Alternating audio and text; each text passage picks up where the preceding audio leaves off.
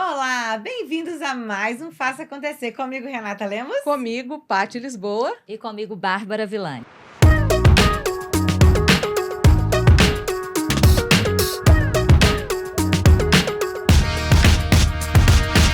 Gente, eu adoro nossos encontros, porque como são ricos em informação, em discussão e que traz uma clarificação de muitos assuntos para os nossos clientes, executivos e parceiros, não é mesmo? E pra gente também, né? E pra gente, é claro, e pra gente.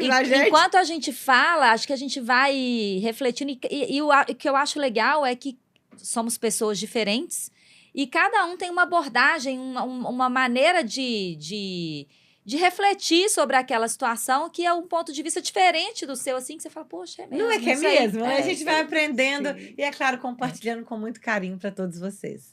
E aí eu queria trazer, então, um tema para a nossa discussão de hoje, que é a questão das relações dentro do ambiente de trabalho e muito ligada ao ciúme, à inveja. Vocês já pegaram algum caso desse? Como é que é isso? Eu tenho um caso para contar. Eu tenho vários casos, e quando a gente fala disso, né, de ciúme, inveja, que a gente vai aprofundar aqui, muitas vezes eles vêm assim meio que maquiados sob a estigma de que assim, não, porque aqui nessa empresa a gente incentiva a competitividade. Pois é. Né? Então, Dois casos agora. Então, né, a gente parar para pensar, porque realmente ser competitivo é algo interessante. Mas quantas vezes essa competitividade não é, na verdade, a inveja, o ciúme, o cinismo disfarçado de competitividade? Dissimulado.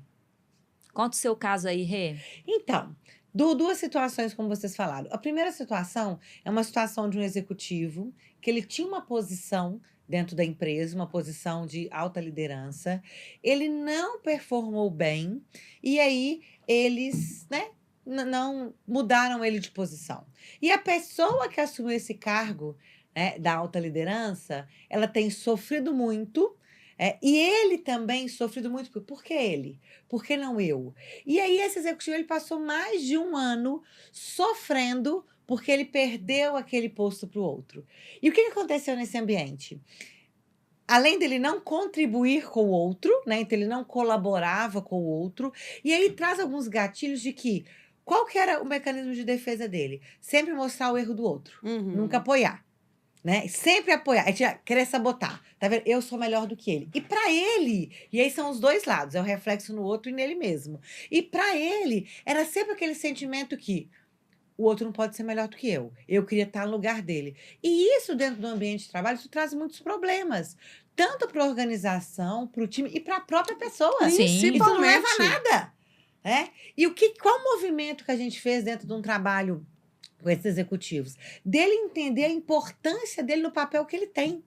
Que ele não precisava de querer estar na posição do outro. São habilidades, competências diferentes e o valor que ele tinha naquela posição que ele estava. Então, a gente conseguiu trazer esse movimento para que ele deixasse de ter esse sentimento, para a gente começasse a criar. Mas não é uma coisa fácil, não é uma coisa de uma hora para outra. Não, e quando você fala aí para ele entender que, né, que esse não era o movimento que ele tinha de fazer... Quando você fala da inveja, principalmente o ciúme e a inveja ela é um pouco mais socialmente condenada, né, do que o ciúme, assim. E a inveja, quando você sente inveja de alguém, é uma autoafirmação, e também para a sociedade, para o universo, para o que for, que só existe espaço para uma pessoa. Entende? E isso não é verdade. Não é gente, ele tem ou lugar né? para todo mundo, entendeu? Tem lugar para todo mundo, são talentos diferentes e tal. E é interessante falar de onde que vem a inveja e o ciúme, né? Porque eles são farinha do mesmo saco. Então lá. Farinha do mesmo saco. Esses dois sentimentos, essas duas emoções, elas são emoções secundárias e elas derivam do medo, que é uma emoção primária. O medo, ele é necessário para a nossa sobrevivência, certo? O medo foi uma emoção fisiologicamente selecionada pela espécie. Nós precisamos do medo. Mas quando o medo, ele supera, né, o limiar ali aceitável, ele começa a se transformar em coisas que não são tão boas. A Ele começa a ansiedade. paralisar, gente, Paralisar. né? Começa a derivar outras... E a inveja e o ciúme vêm disso, sabe? Vem do medo. Algumas sociedades, principalmente a ocidental, tem muito mais inveja, né? As emoções primárias todo mundo tem, mas as emoções secundárias, nem toda sociedade, porque é um tipo de emoção que é aprendida culturalmente, né? Então, acho que a sociedade ocidental, ela promove muito essa inveja, né? Assim, de você... Se você não é aquilo, se você não é naquele padrão, se você não tem isso, se você... Não é o suficiente. Então, a pessoa fica achando que só tem espaço para o outro mesmo, que é bom, né? E não é isso. E isso não favorece nenhum lado, né, do nada. negócio.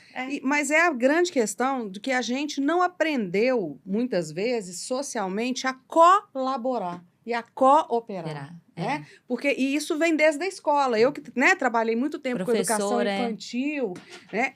A gente, enquanto aluno, apesar da gente fazer trabalho em grupo e socializar, a gente também é muito estimulado a essa competição, a ser o melhor da turma, a ser o destaque acadêmico, a quem tirou a melhor nota, né? O próprio vestibular. Comparar as notas, né, exatamente, gente? o próprio vestibular é algo, né, que algumas escolas, eu acompanho isso, né, muito de perto hoje, inclusive como mãe de uma que já está aí quase formando na faculdade e outra que vai começar uma jornada de vestibular, que é isso, né? O seu colega vira seu concorrente.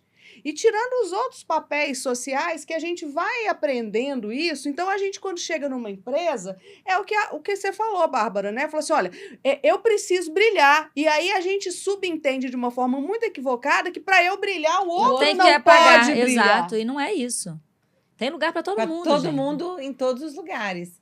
E falando da competitividade, eu acho que isso é tão importante, que, como você falou, isso já vem da nossa estrutura social, dentro da nossa vida, da escola, enfim. E quando você chega nas empresas, isso tem que ter muito cuidado. Porque se as empresas começam a estimular a competitividade individual, também foi um outro caso recente, de uma empresa que ela tinha que fazer um incentivo, tá, para um grupo de pessoas, ao invés dela olhar para o objetivo geral da empresa, ela começou a olhar para os objetivos individuais. Então, começou-se a criar silos, né? Então, eu e você juntos, nós não estamos pensando na empresa. Eu estou pensando em mim, você não sei. A empresa, não estou nem aí para isso. Eu falei, peraí, isso não vai funcionar. Existem pesquisas que mostram que incentivos baseados apenas na meritocracia individual, sem olhar o resultado da empresa, cria um ambiente tóxico e uma competitividade que não é positiva. Não é sustentável. Né? E não é. Porque imagina você tem uma equipe, cada um olhando para o seu umbigo, eu ganhei mais do que você, eu ganho. Para eu ganhar, você tem que perder. Não, gente, a meta tem que ser compartilhada. Mas ainda existem muitos profissionais que ainda colocam essa competitividade como uma forma de alcançar resultados. Isso equivocadamente. A questão do incentivo dentro das empresas, existem muitas pesquisas também trazendo essa questão da inveja, competitividade, individualismo para dentro da organização, que mostram que os incentivos individuais, eles criam muros, né? Não constroem pontes. E que os incentivos que funcionam são aqueles incentivos que contribuem com o resultado da empresa. Objetivo geral, porque Paty, se a gente tem um objetivo único, eu vou te ajudar, você me ajuda, exatamente, eu ajudar a Bárbara, porque a gente tem um objetivo comum. Agora, se você tem o meu, o seu e você o seu, cada um olha pro seu umbigo e ó, beijinho no ombro, tchau, tchau, né? Eu queria deixar algumas dicas aqui, né, porque a gente tem a pessoa que é a ciumenta e a invejosa, né? E nem sempre essa pessoa consegue perceber isso nela mesma, né? Então, a primeira coisa que ela tem que acontecer é autoconsciência. Porque se você não tem consciência de que aquilo existe, nada muda. Você não vai ser responsável por aquilo. Então, se você normalmente, né, olha muito para o lugar do outro, achando muito defeito, querendo, com pensamentos negativos, você pode saber que aquilo ali é um espelho, né? Só vai fazer mal para você. E a gente tem inveja do que é bom. A gente não tem inveja do que é ruim. Verdade. Né? Então, é uma autorreflexão aí para falar assim, cara, se você tá com inveja da pessoa, significa que aquela pessoa é boa. Então, por que não se espelhar no que é bom para você ser Desenvolver, igual, né? para você desenvolver, para você... se aquela pessoa chegou no lugar que você gostaria de estar, por que não se espelhar nela e não trazer essa carga negativa para você mesmo, né? E eu falo que a gente tem que tratar um defeito, um ponto a desenvolver, um aspecto negativo da nossa personalidade com um antídoto dele, Uhum. né? E o antídoto dos defeitos são as virtudes. E qual que é a virtude? Qual que é o antídoto da inveja? Se a inveja deriva do medo, você tem que trabalhar o quê? A coragem. O que é a coragem? Agir O com o oposto. coração. Agir com o coração. E é você olhar mais para você e falar assim, poxa, eu também seria capaz de fazer isso se eu me desenvolver. Só que não tem como você fazer isso com a arrogância, com a prepotência e com a petulância. Então, outra coisa que você tem que trabalhar, a humildade.